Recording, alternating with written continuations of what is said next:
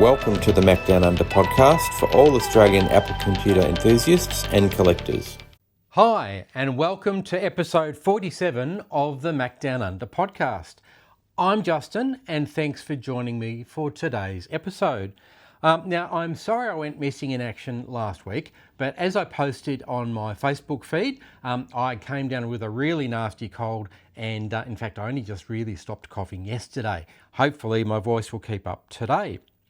So, last time we covered my second ever Apple computer, which was the Apple IIc that I purchased back in 1987. So today we're going to move on to my third ever computer, the Apple IIgs that I purchased in 1988, this one right here. We'll also cover our regular collecting news, coming events and for sale finds. So, on to today's episode. The Apple IIgs, was it the best Apple II? Well, it certainly wasn't the last Apple II because, of course, there was the Apple II clone card for the PDS slot in the Mac LC series, which lived on beyond the rest of the Apple II series. But was the IIgs the best of the Apple IIs? Let's find out. So, by 1988, my original Apple II Euro Plus was really looking a bit old. The Mac had been released in the meantime, and in fact we're up to the Mac SE and the Mac II in the Mac world by that time. The Apple IIe had come and gone, and whilst I had my IIc, I never purchased a IIe as my daily drive. And the Apple IIgs had been released in 1986, so a couple of years earlier. I'd been using my Euro Plus since 1981, and all of my software was on the Apple II platform. And so I had no interest in moving to the Macintosh back in 1988. And the Apple IIgs seemed to provide the best of both worlds. It was an Apple II and compatible with all the old Apple II software, and it came with a GUI, or at least so it seemed at first. And so, according to this invoice, from the Astro Educational Services in East Burwood, again, not far from here, back on the 12th of October 1988, I purchased this Apple IIgs with a 3.5-inch disk drive and a 1 megabyte memory card, so 1.25 megs of memory, for the princely sum of $2,177. Now, in today's money, that's close to $6,300, which seems an awful lot. But what you've got to remember is back in 1988, a Mac SE with a black and white screen and only two floppy drives, the two 800K floppy drives, cost $4,000. So another $2,000 roughly on top of the price of my Apple IIgs. Now, to keep my costs down, I chose to use a composite monitor. So I already had my Sony TV, which was a composite monitor, and I already had my Disk 2 interface card and two Disk 2 disk drives, which would work in the Apple IIgs because it had Apple II slots. So that's how it started out. And in fact, I've still got a Disk 2 card in this particular machine, and I'll show you that perhaps later. So the Apple IIgs was released in September 1986. And as we've mentioned in the podcast about Apple naming, the GS stood for graphics and sound. The Apple IIgs came out in the Snow White design language, which was really popular. The Mac SE was the same, and the Mac II, which were around at the same time. And it was platinum in colour. In fact, everything to do with the Apple IIgs was in platinum. It also launched the Apple Desktop Bus. Across all of the Apple II series, the Apple IIgs introduced the ADB desktop. So here's the original ADB keyboard that came with the Apple IIgs. You see it's specifically designed for the GS because it matches in beautifully with the footprint of the CPU itself. And of course, it came with an ADB mouse, which was the first ADB mouse because no other Mac computer in 1986 had ADB. It also launched the 3.5-inch disk drives. These ones here, which up until now, you either needed to buy one that was for the Apple II or one that worked for the Mac. Well, these ones, which were launched at the same time as the Apple IIgs, can work on both platforms. As you can see, Apple actually made a stand for the monitor that allowed you to place your two 3.5-inch disk drives underneath the monitor. There are plenty of third-party products, most of them system conservers with a fan, but Apple did release this stand, and it might look familiar because if you imagine it in Snow White, it was originally designed to be the composite colour monitor stand for the Apple IIc. In fact, I had it in the last episode, but this is the platinum version for the 2GS. Okay, so the computer came with a Western Design Center 65C816 processor, so a departure for the Apple II from the old 6502 or the 65C02. It was a 16-bit microprocessor running at 2.7 megahertz, so almost double the speed of the Apple IIe and the Apple IIc. It had backward compatibility with all the 8-bit 6502 software and the previous Apple II's software catalogue. It came with 256 meg of RAM on the motherboard, double that of the Apple IIc, and 4 times that of the Euro Plus that I've been using. Later models increased this up to 1 megabyte. We'll talk about that in a moment. There was also a memory expansion slot, and that's what mine used. So 256K on the board, and originally an Apple genuine 1 megabyte RAM card. This one's actually got a upgraded card in it, which I'll talk about later on. So what about, and you could add up to a total of 8 megabytes of RAM. Quite expensive back in the day, and even now, fairly hard to come by. There's a couple of people that are making them, but they run out of supply pretty easily these days. So again, what about the graphics in the GS? Well, it could run up to 640 by 200 pixels, which was pretty big. It was called super high res at the time, and potentially thousands of colors, 3,200 colors. And what about sound? Well, it included the Ensoniq 5503 digital synthesizer chip with 32 channels of sound, and it's extremely impressive. However, you need a third-party sound card to get stereo, because whilst the Apple IIgs does have an audio out and a single speaker inside the machine, the audio out is mono. And even the internal header block that you connect your sound cards to, in fact, only comes with 8 channels of sound, whereas the chip itself is capable of 32 channels. So you really needed those third-party cards to get the maximum out of it. All right.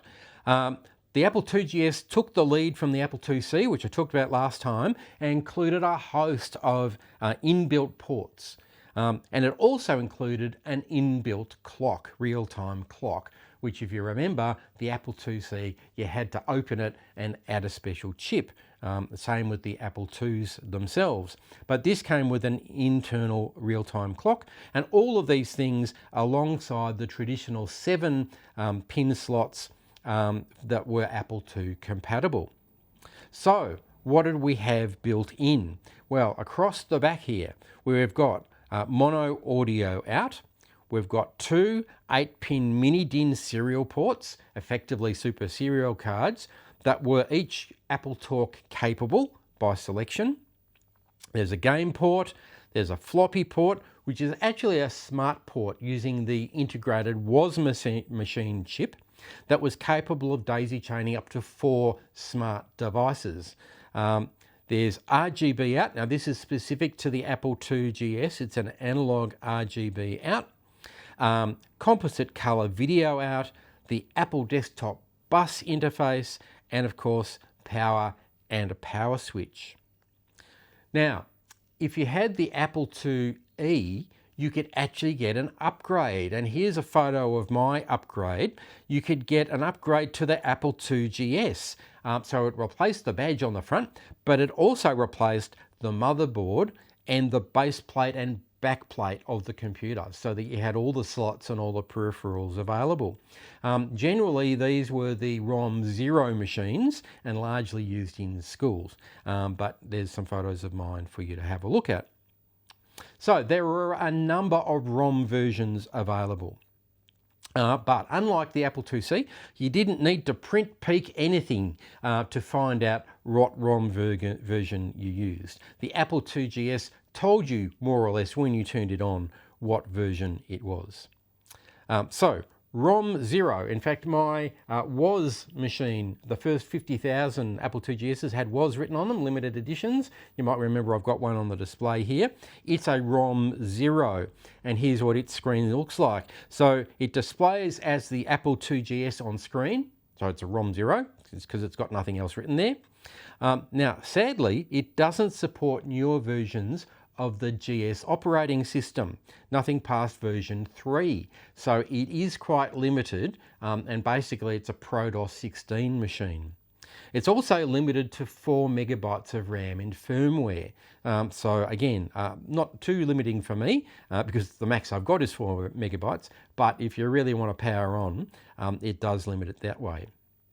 Now also, in those really early machines, there was a problem with the video graphics controller, and it put artifacts on the 4080 column screens.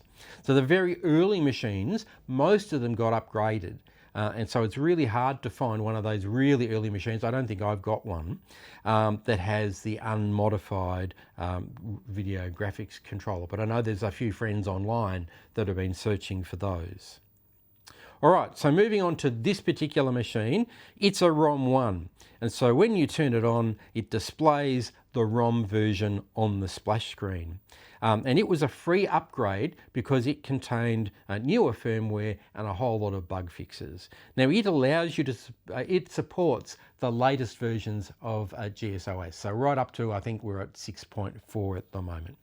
And it also allowed use for up to 8 megabytes of RAM, which the previous ROM didn't.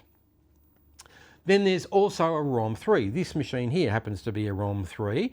And again, when you turn it on, it shows you that it's a ROM 3 on its splash screen. But the ROM 3s were an updated motherboard. They had 1 megabyte of RAM on board. Again, still expandable to 8. The clock battery, in this one I had to clip it off, actually get my wire clippers and clip it out. Whereas in the ROM 3, it's in a battery enclosure that you might be used to. So I've taken the batteries out of all of mine. And it includes a bit more of the GSOS in firmware. So the ROM's a bit larger, and so it's optimized to run GSOS and has about a 10% performance improvement. So back to my original Apple IIgs. So I've got the Apple IIgs itself, I've got the RGB monitor and the monitor stand, I've got the specific Apple IIgs keyboard, the mouse, and I've also got the Apple II joystick, which plugs in at the back so you can play games. And I did play games, not my favourite thing, but I did do it. I've now got the two 5.25 inch disk drives daisy chained into the two 3.5 inch disk drives, all daisy chained into the back. Now, Bose released some speakers, and originally they came with Apple logos. Mine's got the Apple colours after the lawyers got involved, but the Bose speakers were put out at the same time as the 2GS to celebrate the use of that Ensoniq 32-channel synthesizer. So they can be plugged into your Apple II, so I've got a pair of those here. Mine has now got a 4 megabyte RAM card. It's a DigiCard RAM card from just around the corner in Eltham originally. So an Australian product, which is fantastic. It's also got an Apple SCSI card installed because in the late 80s, I bought a second-hand SCSI hard drive. It was a Rodime 20, and it came with an Apple SCSI card for the Apple IIgs. But sadly, all of my SCSI drives with the GS operating system have all died. So I don't have any of my original software other than what's on floppy disk, which is sad. And I still got a Disk 2 interface from the original Apple II Euro Plus still installed to remind me of the genesis of this machine. So let's give it a boot and see what it does. So first up, when we turn it on, we'll see that it's a ROM version 01. It's obvious in Apple IIgs, and it's asking for us to look in the startup drive. However, what the Apple IIgs can do is go into a control panel where you're able to set up some of the settings for your computer. So the options here are control panels, alternative display mode, or quit.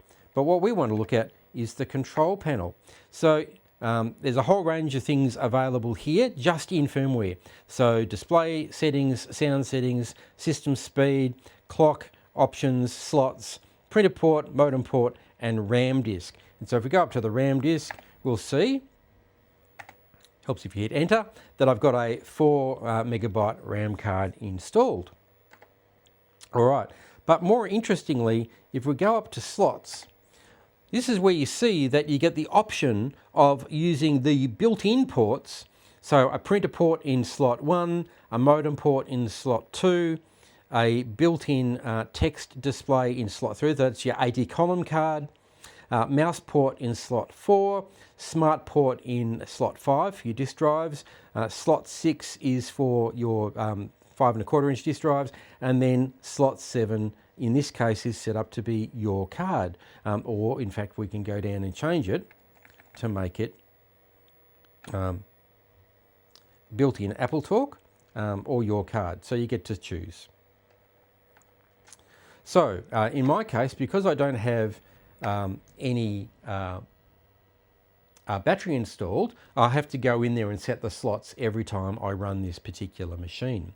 Now fortunately, because the disk drives are all plugged in to the motherboard, I don't need to do that for this particular test. So here's my original Apple system disk version 1.1, which comes from 1986. So let's put it in the slot and we'll get the system to reboot. If I can remember how to reboot it. There we go. Now you'll notice, you get used to this, it polls all the disk drives on the smart port, but it will eventually find this disk and will boot off it. There we go. And so we're running Apple II ProDOS 16 version 1.1 from December 1986, just after this was launched. Now what we'll find is, in fact, this isn't the GS operating system. So as I said earlier on, there was a promise that you'd get a GUI interface, and you got it, but you didn't get an Apple desktop initially. What you did get is a system switcher and program launcher. And so there's the GUI in its very early form, where you basically used it to access your files and choose which application to launch. So not a desktop, but a program launcher. All right, so that's from 1986. Now this disk, I actually got sent to me by Apple when I requested it. And so this is the Apple IIgs system disk version 3.2. Now let's put that one in and reboot. Now, according to the GSOS wiki page, System 3.2 is a ProDOS 16 system, very much like the other one I just showed you. But in my case, the disk that was sent to me by Apple, as you'll see, there we go, ProDOS 16 version 1.6 from June 1988 with loader version 1.6. But as you'll see in a moment, this isn't just a system launcher. It takes a little while to boot because it's a much larger file.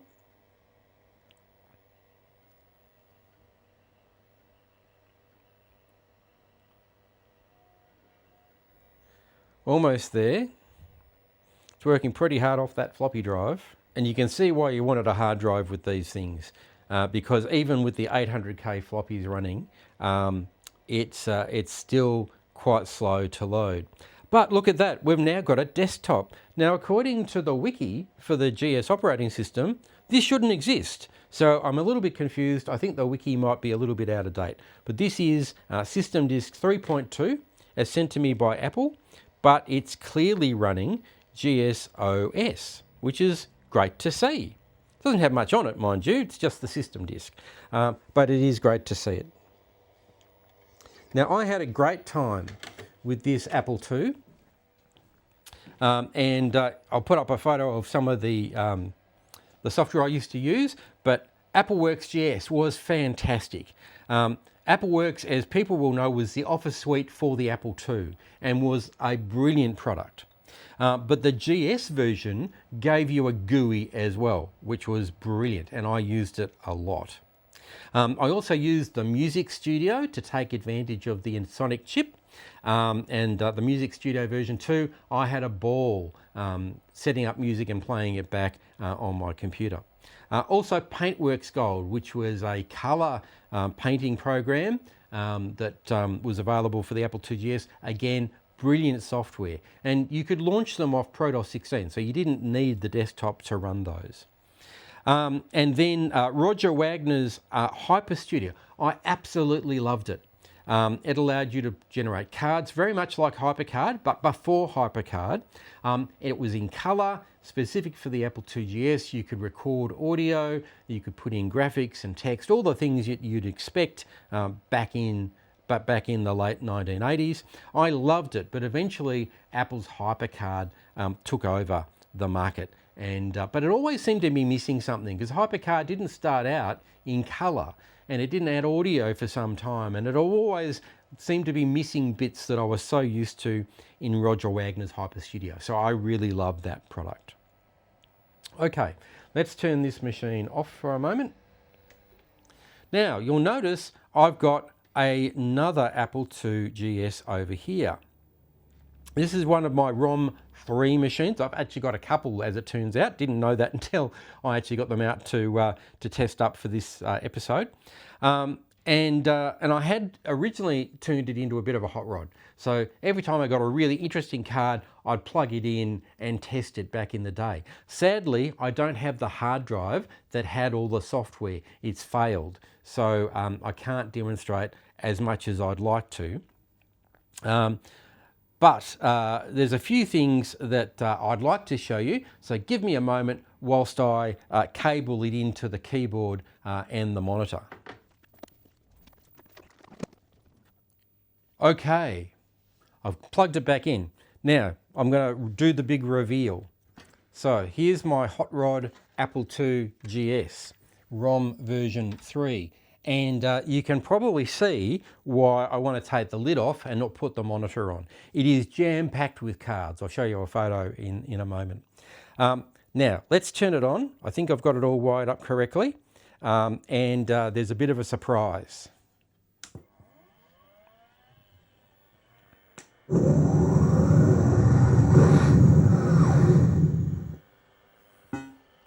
All right, so as you might have just seen and heard, this has got an Applied Engineering Transwarp GS accelerator in it. They're very sought after, and I'm lucky enough to have, well, a couple actually. It's still stock, so it's running at 7 megahertz, but remember that was originally a 2.7 megahertz machine. So almost triple the speed, and also with an 8 kilobyte cache card on board. Now, today you can get these machines, these particular cards, up to 18 and faster megahertz, so much faster than this stock accelerator. And you can also get 32K cache cards as well, although I might do that to mine. But mine's stock from back in the late 80s. So they can run software extremely fast and do make the Apple II GS experience quite a thing.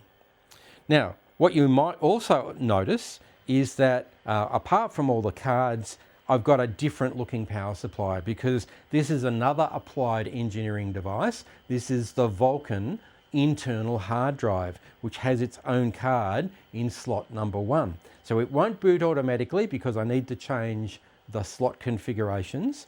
But let's just run through what I've got in here. So I've got the Vulcan interface card, I've got the Apple IIgs high-speed SCSI card, the sandwich card, I've got the Transwarp GS, I've got the Applied Engineering Sonic Blaster sound card, I've got an Apple 3.5-inch disk interface drive. Now this is for the super drives. And you might have noticed actually I've got a super drive on the other machine. So not just the slot 5 in the back of the computer, which is for 800K drives. This card upgrades to the 1.4 megabyte super drives. In slot 6, I have the Apple Video Overlay card that allows you to put text over a video input, titles and so forth. And in slot 7, I've got an Applied Engineering PC Transporter card, which is connected to 2 MS-DOS drives, a 3.5-inch drive and a 5.25-inch drive, also from Applied Engineering. So it allows you to run MS-DOS. It's fairly slow, I've got to say. All right, now, lots of heat coming from this, so I'm not going to leave it on for very long, and I'm going to run it with the lid off as well. Not highly recommended to do this sort of thing, but it's my hot rod and I use it under very, very special circumstances. And again, sadly, I'm missing the hard drive that's got all the configured software. So I'm going to have to rebuild that at some point. All right, so let's go back over to the keyboard. Let's get into that control panel. We'll change slot 1 into my card. Let's reboot. All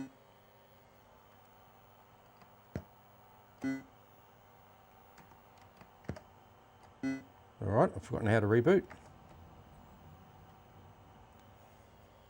There we go.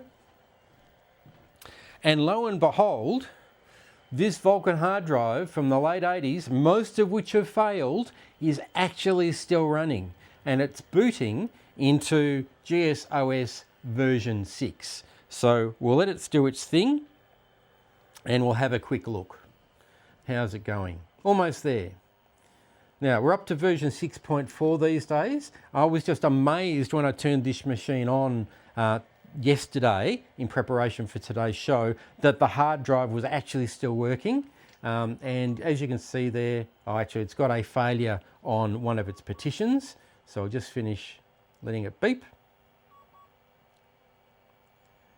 It should come up with a warning now. There we go.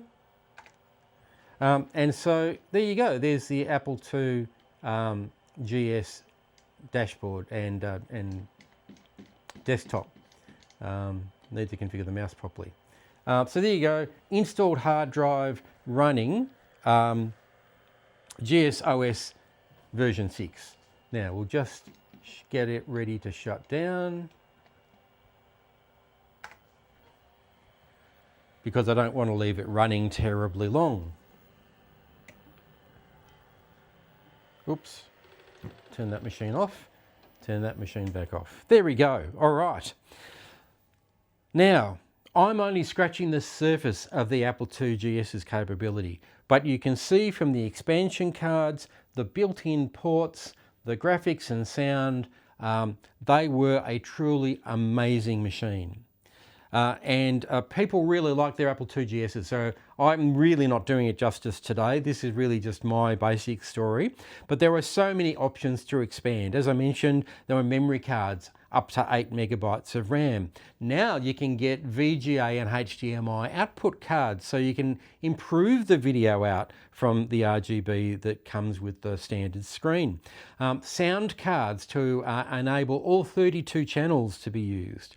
Compact flash interface cards which I know Total Replay and other software packages are available on, that boots so much faster than a floppy drive, even faster than the Vulkan hard drive internally.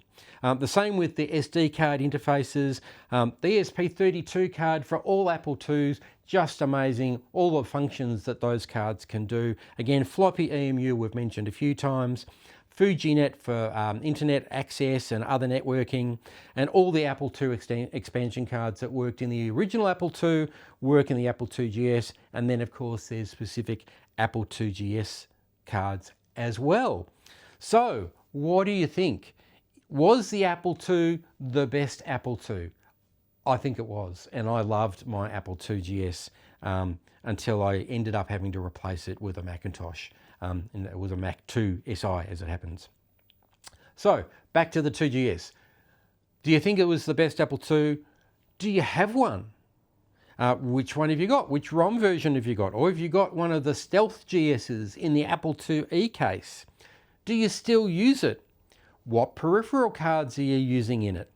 What would be your ultimate Apple IIgs setup?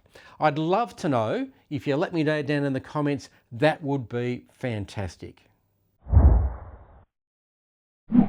Okay, on to recent news, and I've spent far too long making the recording this week, so a quick catch up on Kansas Fest, coming up on the 14th to 19th of July at the University of Illinois in the USA. Now, the reason I bring this up is that there's two sessions of interest to me back from our networking series.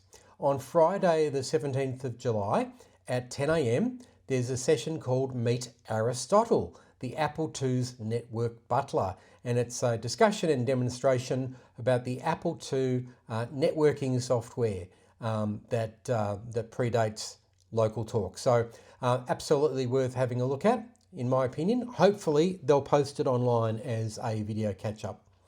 And at 11 o'clock on the same day, the 17th of July, School Bus, Apple's first classroom networking system. And you might remember I talked about this. School Bus was the Apple II networking system developed by Apple, and it was very much the precursor to Apple Talk and Local Talk. So two fantastic presentations coming up that we've known about for a little while, and I really hope that I get to see them over here in Australia.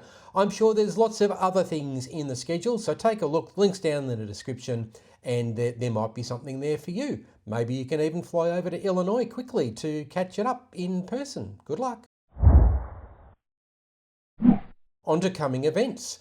And WasFest is being held on the 25th of July 2026 in a family home, but also online. Check the website for details. Technology Markets have advertised their next market is this Sunday, the 12th of July, from 10 a.m. at the Darebin Community Sports Stadium in Reservoir, link down in the description. Retro Gaming Bendigo have their next meeting this Saturday, the 11th of July, at 12 o'clock for 12:30 start at the Huntley Memorial Hall in Huntley, near Bendigo, link down in the description. The Mac Museum are hosting their next open day this Saturday as well, the 11th of July, from 10 a.m. until 2 p.m. Note that they've got a new membership scheme available, link down in the description. I'll try to get down there to say hello to everybody.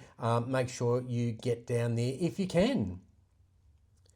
And on Friday the 10th of July, the Adelaide Retro Computing Group have got their next meeting from 5:30 until 10:30 p.m. in the Unley Community Centre in South Australia. Now, if you have a retro computing event, particularly if it's an Apple-related one, please let me know. I'd be more than happy to include it in our list here each week. Now for this week's for sale section, and I was quite surprised to find some Apple IIgs's available here in Australia. Not cheap, however.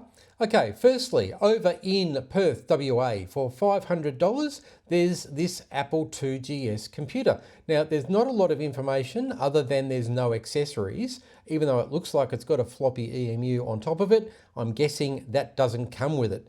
However, contact the seller and you never know. Next up, apparently from the same seller, it appears to be a different Apple IIgs. This one's listed as working, again with no accessories, for $750. Again, contact the seller. Could be the same unit, but it is a separate listing with separate photos. Very clean looking unit, and it looks like it's a ROM 01 because it doesn't have the battery container visible, which makes me think that there's a battery looming underneath that power supply. You might want to check to see that it's been cut off before you make any purchase. Next up, in South Australia, we have an Apple IIgs WOS edition computer rare. Well, I agree. Apple IIgs are rare enough in Australia, but WOS editions are even rarer, particularly when this one comes with its RGB monitor and a 5.25-inch disk drive and the original Apple IIgs keyboard and an ADB mouse. Now, apparently it is missing a cable or two, and it is reported as having run when it was put in storage. However, that was some time ago. Anyway, for $1,200, you can get this complete package. You might want to test it out first, but it's available in South Australia. Now, a couple of last things that caught my eye. Firstly, an iMac Indigo, apparently working, missing a mouse, $250 in Queensland. There's an early Intel, first generation Intel Mac Mini, complete with power supply, listed as working in Perth, WA for $60. Sounds like a bit of a bargain if it's working. And finally, also in Perth seems to be the place to be this week. For $89, there's this iMac 24-inch, which is clearly working. I just can't work out which model it is. It does have an eyesight in the white crystal, so I suspect it's an early 24-inch Intel, but it could be G5. You never quite know with these machines. Nevertheless, $89 for a working Crystal iMac sounds pretty good to me.